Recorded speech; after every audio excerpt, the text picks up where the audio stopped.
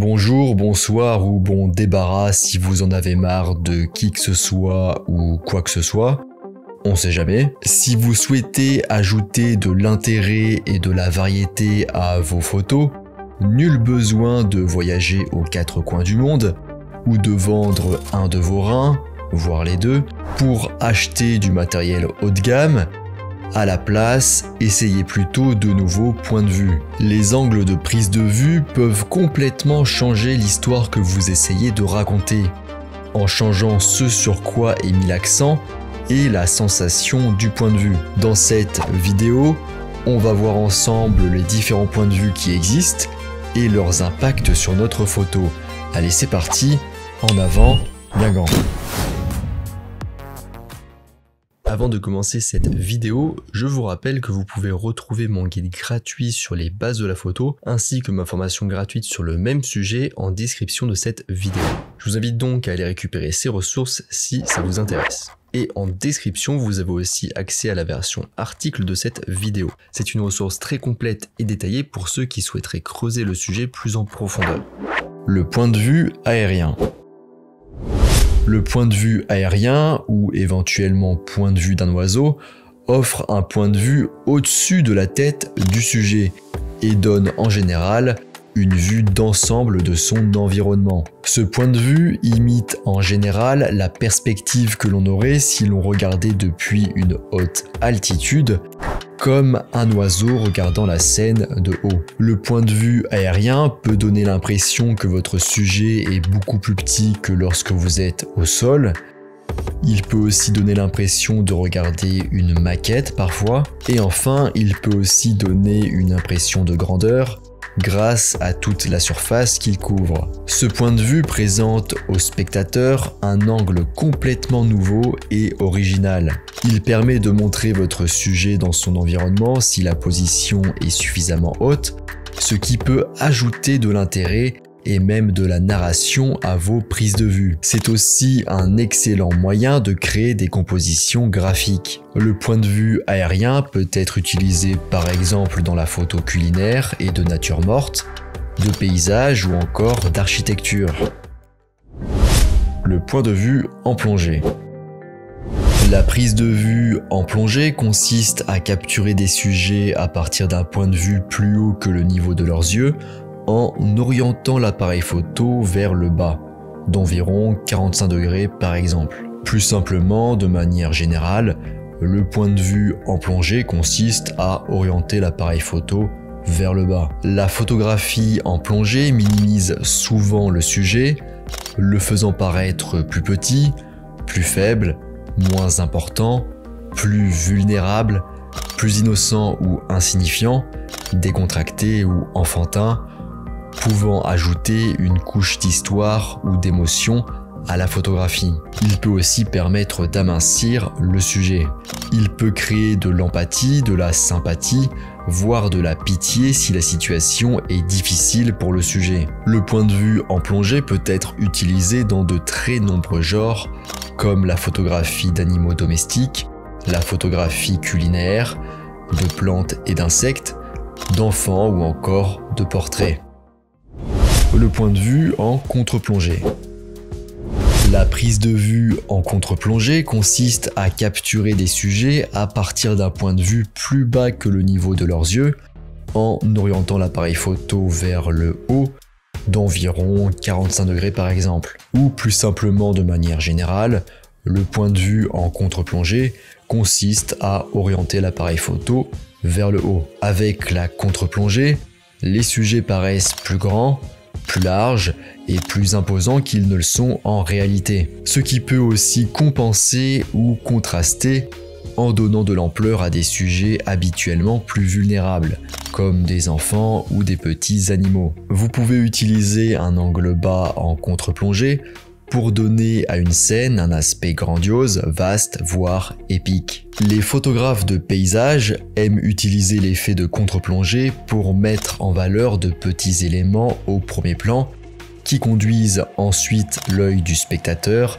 vers un arrière-plan époustouflant. Vous pouvez aussi utiliser ce point de vue pour inclure dans le cadre quelque chose de grand qui se situe derrière votre sujet. Les angles bas en contre-plongée rendent les mouvements plus spectaculaires. Comme les jambes paraissent gigantesques, tout ce que fait votre sujet semble plus intense. Le point de vue en contre-plongée peut être utilisé en photographie d'architecture, de paysage, de portrait, en photographie sportive ou politique, ou encore pour photographier les animaux de compagnie. Le point de vue du sol ou d'un ver de terre. Le point de vue d'un ver de terre ou depuis le sol consiste, comme son nom l'indique, à prendre la photo depuis le sol, voire depuis en dessous du sol. Bon, si on considère que la table c'est le sol. On peut orienter l'appareil photo tout droit ou en contre-plongée. Ce point de vue peut désorienter le spectateur. Le fait de s'abaisser aussi bas peut simplifier la composition, voire la rendre abstraite. Utiliser ce point de vue combiné à une contre-plongée permet d'accentuer la taille et la proéminence de votre sujet. Au niveau du sol, des scènes ordinaires sont transformées en un panorama de textures et de motifs. Il s'agit de capturer le monde d'un point de vue totalement différent, plus proche de la Terre et plus en phase avec les moindres détails de la nature. Le point de vue du sol peut être utilisé en macrophotographie, sur des sujets architecturaux, notamment à l'intérieur des bâtiments, sur des petits sujets présents au sol, comme des gouttes d'eau, des champignons, des herbes, des fleurs, ou des sujets pas forcément au sol, comme des nuages, un avion en vol, ou encore un chien qui saute. Le point de vue subjectif. Le point de vue subjectif est un angle de prise de vue qui place le spectateur directement dans la peau du sujet, en plaçant souvent l'appareil photo au niveau de la poitrine ou au niveau du visage. Le point de vue subjectif crée un sentiment d'empathie et de compréhension, car il permet de partager l'expérience subjective du sujet, qu'il s'agisse d'une personne, d'un animal, ou d'un objet inanimé. Il peut donner une impression d'interactivité, comme si le spectateur était directement impliqué dans les événements. Il crée un lien émotionnel plus fort entre le sujet, le spectateur et l'histoire. Le point de vue subjectif peut être utilisé en photographie d'action, car pour ce type de photo et de point de vue, c'est mieux de faire une action. Et il peut aussi être utilisé en photographie de portrait, car en général, on donne le point de vue d'un humanoïde. Le point de vue au niveau des hanches. La prise de vue au niveau des hanches est une prise de vue qui est réalisée en mettant l'appareil photo au niveau des hanches. On voit pas mes hanches dans le cadre, mais je vous laisse imaginer. D'ailleurs, on peut aussi appeler ce type de prise de vue la prise de vue à la hanche, prendre une photo à la hanche. Et en général, on oriente l'appareil photo tout droit, ou en plongée, ou en légère contre-plongée. Et on va photographier aussi, en général, le sujet au niveau de ses hanches. Le point de vue au niveau de la hanche confère aux images une essence brute et non filtrée. C'est l'angle de la spontanéité, qui permet de capturer la vie telle qu'elle se déroule sans que le sujet ait conscience d'être photographié et ne pose donc pas. Il est souvent utilisé pour mettre l'accent sur le mouvement.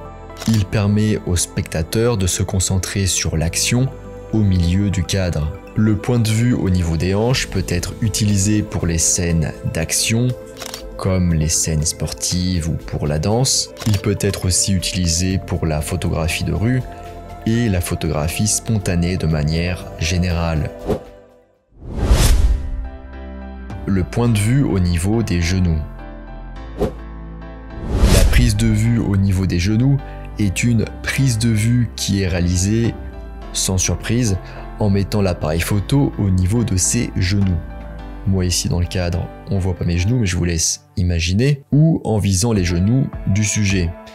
Et en orientant l'appareil photo en général tout droit, ou en légère plongée, ou en légère contre-plongée. Le but ici est d'avoir un point de vue bas mais pas à même le sol. Cette perspective est idéale pour créer un sentiment d'action et d'aventure dans vos prises de vue.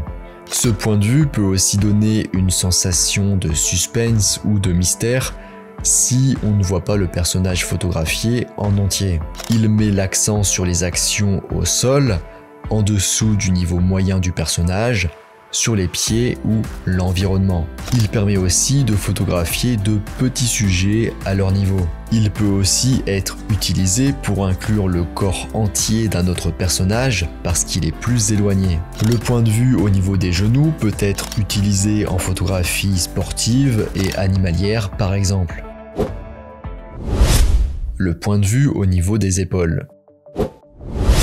La prise de vue au niveau des épaules est un angle de prise de vue classique qui est réalisé en mettant l'appareil photo au niveau des épaules du sujet et non au niveau de nos épaules forcément, et en orientant l'appareil photo en général tout droit ou en légère plongée ou en légère contre-plongée. Le but ici est d'avoir un point de vue un peu plus en dessous que le niveau des yeux.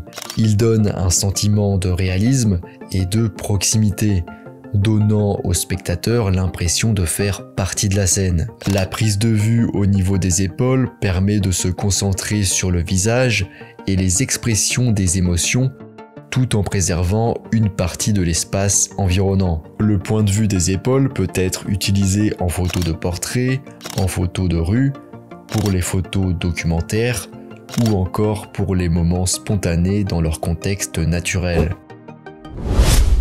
Le point de vue à hauteur des yeux. Le point de vue à hauteur des yeux, ou le face-à-face, est l'un des angles de prise de vue les plus courants, où l'appareil photo est placé face au modèle, en général, au niveau de ses yeux, et non au niveau des yeux du photographe. Bien que pour prendre une photo, on met forcément l'appareil photo au niveau de notre œil, en général. En fonction du sujet, ce point de vue peut être neutre, ni supérieur ni inférieur, offrir une perspective familière, être engageant et établir un lien entre le sujet de votre photo et la personne qui la regarde. Cet angle est aussi un excellent moyen d'aider le spectateur à accéder au petit monde des petits sujets. En effet, il est original pour des sujets plus petits qu'on a plutôt l'habitude de prendre en plongée, comme les fleurs, les enfants ou les petits animaux. Le point de vue au niveau des yeux peut être utilisé pour les portraits, la photographie de rue ou encore la photographie animalière. On arrive à la fin de cette vidéo. Si vous avez 3 choses à retenir, c'est que 1. Le point de vue a une influence sur la sensation que donne la photo et les attributs que l'on prête au sujet, et va donc aussi influencer sur l'histoire que vous racontez dans votre photo. 2. Un angle de prise de vue permet de guider le regard et de mettre l'accent sur certaines caractéristiques du sujet. Et enfin, 3. Le point de vue est aussi une occasion de montrer votre vision des choses, votre manière de percevoir une scène ou un sujet, ses caractéristiques et ses détails. Je vous rappelle que vous pouvez retrouver mon guide gratuit sur les bases de la photo ainsi que ma formation gratuite sur le même sujet en description de cette vidéo. Je vous invite donc à aller récupérer ces ressources si ça vous intéresse. Et en description, vous avez aussi accès à la version article de cette vidéo. C'est une ressource très complète et détaillée pour ceux qui souhaiteraient creuser le sujet plus en profondeur. J'espère que l'épisode vous a plu. Si c'est le cas, vous pouvez mettre un j'aime, vous abonner, voire commenter ou encore partager pour me soutenir. Si vous faites au moins l'une de ces actions, ça permet de donner plus de visibilité à la vidéo, à la chaîne, et moi ça me permet de continuer. Donc merci à tous ceux qui jouent le jeu. Moi je vous laisse ici à vos points de vue et je vous dis à bientôt sur les internets mondiaux.